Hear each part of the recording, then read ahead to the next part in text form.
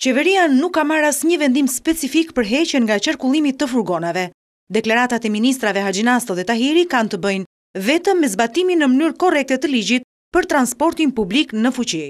Këtë gjë sqaron për Vizion Plus zëvendës ministri i transporteve Ylli Manjani. Ne të zbatojmë ligjin dhe ligji thotë qartë, linjat urbane nga një qytet në një tjetër janë linjat vendosura dhe kanë licencë me vete. Kurse taksit kanë licencë me vete. Taksit janë shërbim lokal, kurse linjat në urbane janë shërbim ndër qyteta, secili rregullohet me një licencë tjetër, me një aktivitet tjetër dhe me standarde të tjera. Sipas Manjanit, mënyra se si ka funksionuar transporti me furgona deri më tani është pasojë e një mentaliteti që ka çuar edhe në konkurrencë të pandershme ndaj autobusëve. Drejtuesit e taksive 8+1 e kanë mëse të qartë që janë në shkelje të ligjit, pasi në licencën e tyre thuhet se ndalohet shërbimi taksi udhëtarëve në linjë të rregullt, ashtu siç funksionojnë autobusët. Zëvendës ministri shprehet se këto mjete transporti do të vijojnë aktivitetin e tyre në bazë të kushteve që janë të përcaktuara në kontratë. Licenca ka 15 kushte.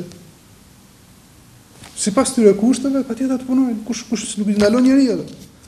Të vazhdojnë punën me gjithë kapacitetet që kanë, por brenda kushteve ligjore.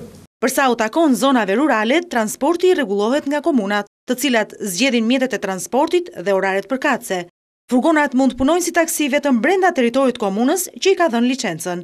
Licencat për mjetet taksi 8+1 i jepen nga pushteti vendor dhe administrohen prej tyre.